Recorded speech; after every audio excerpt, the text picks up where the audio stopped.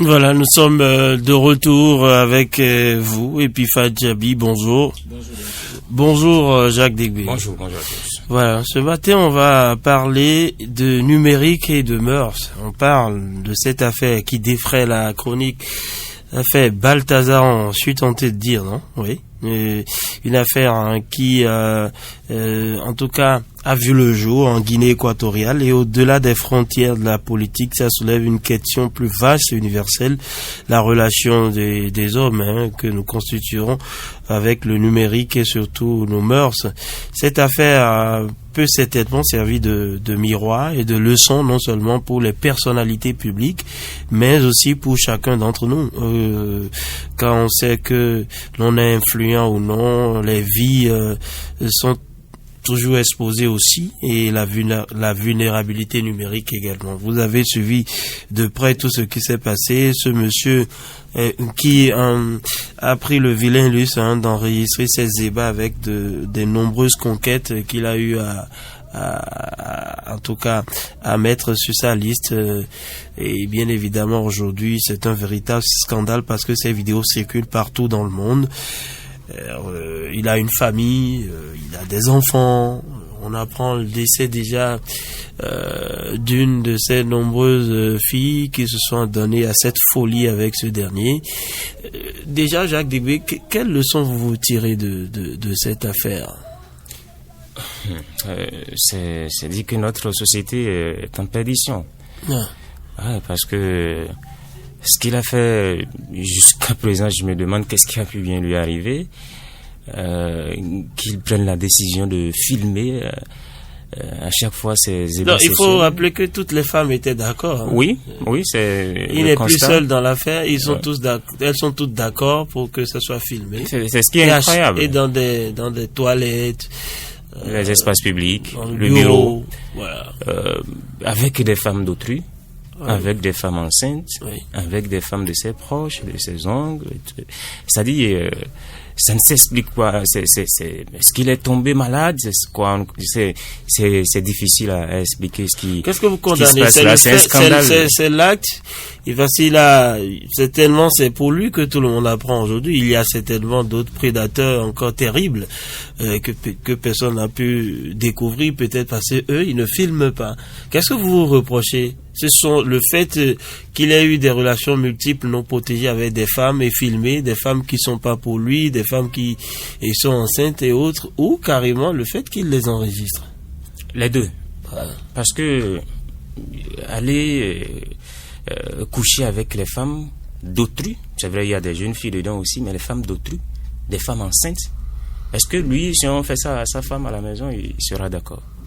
C'est la grosse question. On sait que dans notre société africaine et même partout dans le monde, c'est interdit, c'est proscrit de coucher avec la femme d'autrui.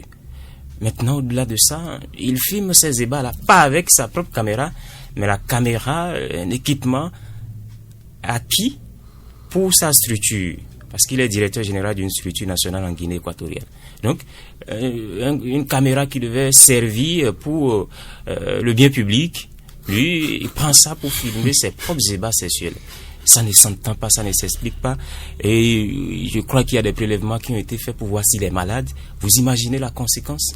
S'il est vraiment atteint d'une maladie sexuellement transmissible, eh bien, écoutez. Pourquoi je ris? Ça va se partager partout. Il est mal barré parce qu'il a couché avec même la fille du directeur général de la police, des femmes des ministres. Du procureur, du ministre. Donc, normalement, il quitte pas la prison, lui.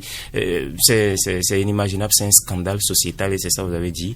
Une fille s'est déjà tuée selon ce qui oui, mais on a vu, je vous envoie la femme vidéos, c'est pas une blague. Du ministre. Ce n'est plus drôle. Qui est introuvable. Oui. Vous voyez les couples qui vont se divorcer. Oui, mais sur quoi cette dame compte pour accepter tout ça? Il a l'argent, il est si beau. Mais comment les femmes peuvent se lancer dans de tels compromis? Je ne sais pas. C'est difficile à déterminer, hein. Vous savez, chaque région ou chaque pays a ses réalités, mais à la limite, je crois que nous sommes tous africains humains. À un certain moment, quand vous êtes marié, vous êtes sous le toit d'un homme, il y a, je crois, une certaine responsabilité qui vous incombe en tant que femme mariée. Vous ne devrez pas faire certaines choses, parce que la plupart des vidéos que nous avons vues circuler, c'est des femmes mariées, c'est des femmes, comme l'a dit tout à l'heure Jacques Debré, des femmes en état parfois. Je ne sais véritablement ce qui pourrait expliquer quand même cette infidélité-là de la femme. Hein. C'est vrai, quand on parle d'infidélité, il y a souvent pas de justificatif, mais jusqu'à aller, vous êtes en état de grossesse et jusqu'à aller donc vous permettre donc de coucher avec un homme qui de surcroît vous filme. Je me pose beaucoup de questions. Est-ce que c'est l'argent qui a pu quand même détourner ces femmes-là à accepter donc toutes ces choses-là, quand on sait qu'aujourd'hui avec le numérique tous les risques sont permis et tout peut un jour tomber dans, en tout cas être exposé à la place publique, et c'est ce à quoi nous avons assisté. C'est à un certain moment, c'est beaucoup de questions que je me pose. Hein. Est-ce que c'est de la responsabilité aussi à 100% de ces femmes-là, même si dans les vidéos on voit des femmes consentantes? Est-ce qu'il n'y a pas d'autre chose derrière?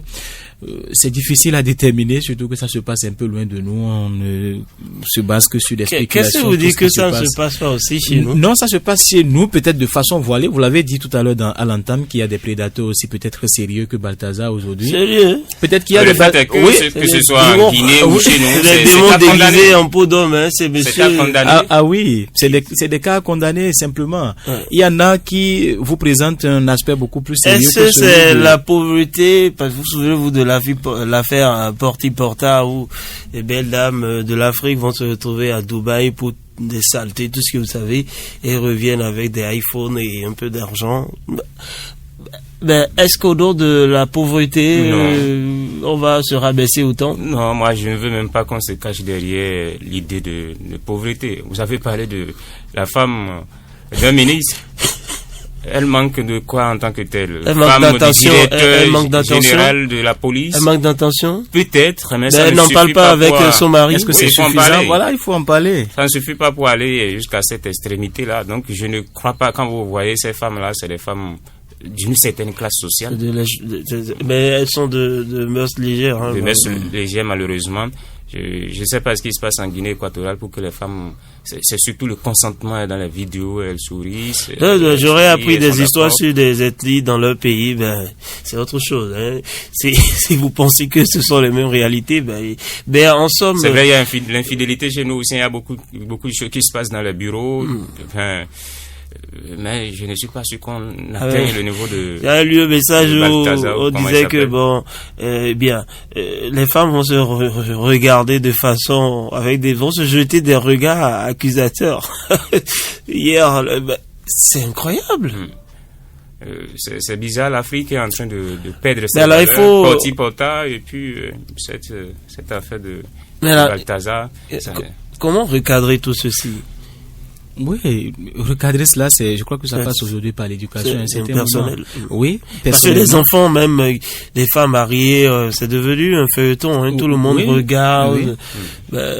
On sait même peu ailleurs, on vous dit, même si vous voyez la nudité d'un autre homme, vous avez déjà découché. Aujourd'hui, c'est avec plaisir que vous voyez des mamans qui ont laissé des choses qu'elles devraient faire. Ça ferrait autour de cette vidéo, regarder les images et passer toute leur journée avec cette histoire. Et les enfants également parfois entendent tout ce qui se dit. Alors comment recadrer cette société, même si vous éduquez votre enfant et des histoires pareilles tombent sur la place publique? Oui, il y a eu une affaire, je crois, je ne dirais pas pareille, mais qui était semblable à cela au Bénin ici, où une fille avait été chicotée. Vous savez de quoi je parle, mais aujourd'hui vous aviez vu en tout cas au cours de la période les commentaires qui ont été faits. Pourquoi est-ce qu'il faut le faire? C'est en vérité cela qui aujourd'hui cette fille s'est calmée, non? Oui, elle s'est calmée. C'est ça qui fait qu'aujourd'hui vous voyez par exemple quand vous voyez la façon dont les gens réclament ces vidéos là sur les réseaux sociaux de jeunes filles, de jeunes garçons. Envoyez-moi le lien. Je me pose la question de savoir qu'est-ce qu'on veut vraiment en faire. C'est peut-être pour voir ce qui se passe, mais normalement on devrait se poser des questions et se dire à un certain moment, est-ce qu'on doit laisser nos enfants, même quand vous êtes en couple et qu'il y a des discordes, la meilleure chose c'est de discuter. Quand vous discutez, vous manquez d'attention, rapprochez-vous de votre homme, dites-lui que vous manquez d'attention et peut-être là si ça ne va pas, vous divorcez. C'est de divorcer que Vous de continuez voilà, votre que de pagaille jeter donc ailleurs. cette opprobre là sur vous. Ben, j'ai vu un ami aussi qui va parler de l'aspect spirituel, ça c'est personnel. Bonne journée à vous. Bonne journée.